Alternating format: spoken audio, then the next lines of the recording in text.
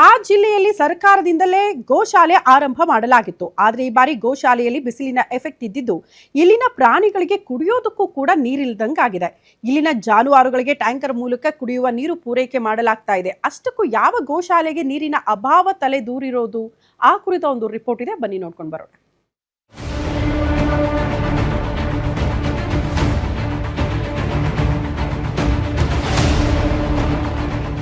ವಿಜಯಪುರ ಜಿಲ್ಲಾದ್ಯಂತ ಬಿರುಬಿಸಿಲಿಗೆ ಜನತೆ ಅಕ್ಷರಶಃ ಬೆಂದು ಹೋಗಿದ್ದಾರೆ.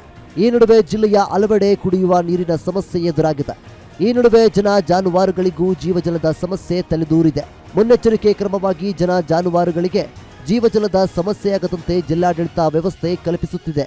ಆದರೂ ಅಲ್ಲಲ್ಲಿ ಕುಡಿಯುವ ನೀರಿನ ಸಮಸ್ಯೆ ಸೃಷ್ಟಿಯಾಗುತ್ತಿದೆ. ವಿಜಯಪುರ ತಾಲೂಕಿನ ಬುರಣಾಪುರ ಗ್ರಾಮದ ಬಳಿ ಸರ್ಕಾರದಿಂದಲೇ ಗೋಶಾಲೆ ಆರಂಭ ಮಾಡಲಾಗಿದೆ. ಈ ಗೋಶಾಲೆಯಲ್ಲಿ ಸುಮಾರು 50 ಗೋವುಗಳನ್ನು ಸಾಕಲಾಗುತ್ತಿದೆ. ಈಗ ಬಿರುಬೇಸಿಗೆ ನೀರು ಇಲ್ಲದೆ ಪರದಾಡುವಂತಹ ಪರಿಸ್ಥಿತಿ ನಿರ್ಮಾಣವಾಗಿದೆ.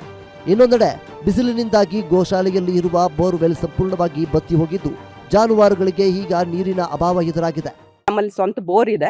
ನೀರಿಂದು ಬೇಸಿಗೆಯಲ್ಲಿ ಸ್ವಲ್ಪ ಸಮಸ್ಯೆ ಆಗುತ್ತೆ. ಹಂಗಾಗಿ ನಾವು ಮೊನ್ನೆ ಇದರದ್ದು ಶಾಸಕರ ಗಮನಕ್ಕೂ ತಂದಿದ್ದೀವಿ. ಮತ್ತು ಇಒ ತಾಲೂಕ್ ಪಂಚಾಯತಿಯವ್ರಿಗೂ ಪತ್ರವನ್ನು ಬರೆದು ಪಂಚಾಯತಿ ವತಿಯಿಂದ ದಿನ ಒಂದು ಟ್ಯಾಂಕರ್ ಹಾಕ್ರಿ ಅಂತ ಅಂದ್ಬಿಟ್ಟು ರಿಕ್ವೆಸ್ಟ್ ಮಾಡ್ಕೊಂಡಿದ್ದೀವಿ.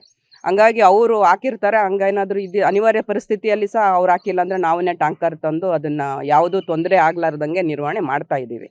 ಇನ್ನು ನೀರಿಲ್ಲದೆ ಜಾನುವಾರುಗಳಿಗೆ ಮೇವಿನ ಪ್ರಮಾಣ ಕೂಡ ಕಡಿಮೆಯಾಗಿದೆ. ಈ ಸಮಸ್ಯೆಯನ್ನು ಮನಗಂಡ ಪಶುಸಂಗೋಪನಾ ಇಲಾಖೆಯವರು 2 ದಿನಕ್ಕೊಂದು ಟ್ಯಾಂಕರ್ ನೀರು ಹಾಕಿಸಿ ಜಾನುವಾರುಗಳನ್ನು ಪೋಷಿಸುತ್ತಿದ್ದಾರೆ. ಒಟ್ಟಾರೆ ಈ ಬಾರಿಯ ಬೇಸಿಗೆ ತೀವ್ರವಾಗಿದ್ದು ಜನರೊಂದಿಗೆ ಜಾನುವಾರುಗಳು ನೀರಿಗಾಗಿ ಪರದಾಡುವಂತಾಗಿದೆ.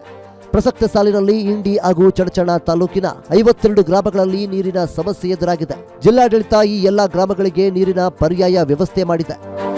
Deepak Shinde, guarantee news, Vijayapura.